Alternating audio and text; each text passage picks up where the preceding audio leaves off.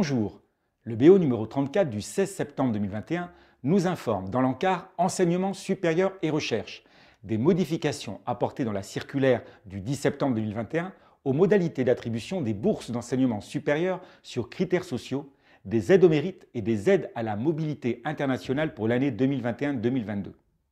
Dans la catégorie enseignement secondaire et supérieur, l'arrêté du 19 juillet 2021 précise les modifications qui sont apportées aux objectifs de formation et programmes de la classe préparatoire de seconde année de technologie physique et chimie, TPC, à savoir que les programmes de physique et technologie physique et de chimie et technologie chimique de seconde année de la classe préparatoire scientifique, technologie physique et chimie sont remplacés par les programmes de physique et chimie de seconde année.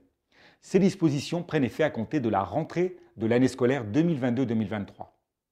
Concernant les personnels, l'instruction du 9 septembre 2021 précise les conditions d'obligation vaccinale pour les personnels des services et établissements de l'éducation nationale, de la jeunesse et des sports.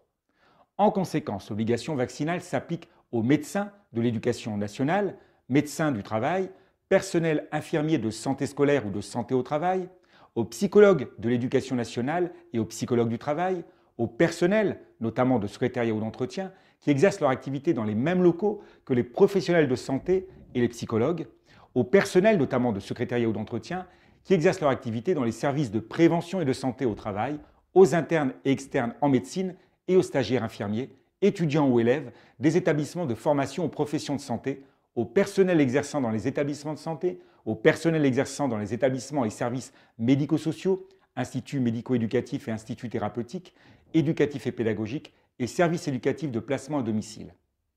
Des facilités d'accès à la vaccination par la délivrance d'autorisations d'absence sont possibles pour se rendre aux rendez-vous médicaux liés aux vaccinations contre la Covid-19, y compris pour accompagner au rendez-vous un mineur ou un majeur protégé dont ils ont la charge. Ces absences n'entraînent aucune diminution de rémunération et sont assimilées à une période de travail effective pour la détermination de la durée de congé. Des campagnes de vaccination dans les collèges et les lycées sont organisées dès la première semaine de cours.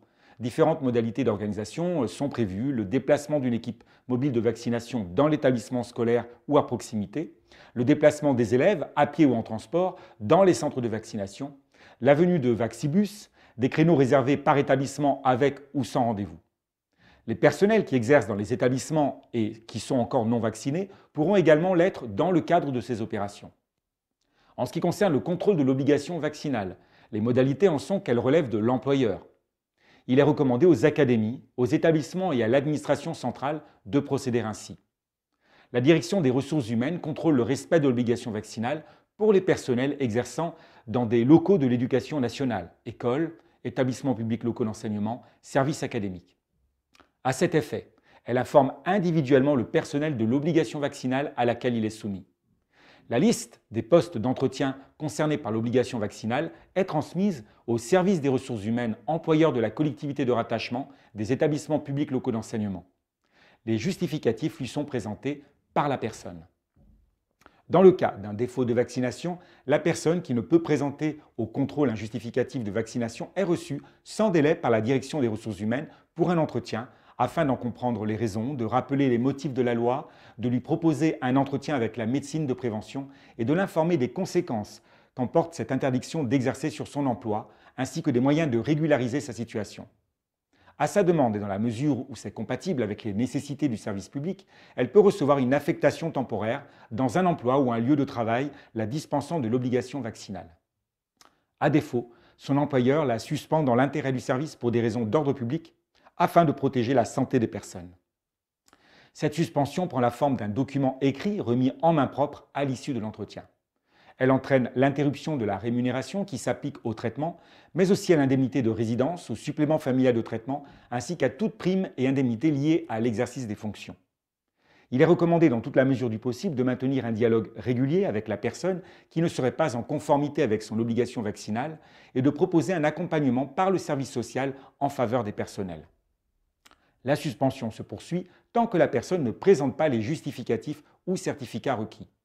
Dès que la personne est en mesure de justifier de la vaccination qui lui incombe, elle est rétablie dans ses fonctions, perçoit de nouveau l'intégralité de sa rémunération. Son activité lui ouvre de nouveau des droits de congé annuels au titre de l'ancienneté pour la constitution de ses droits à pension. Ce rétablissement ne saurait cependant avoir d'effet rétroactif. Au revoir.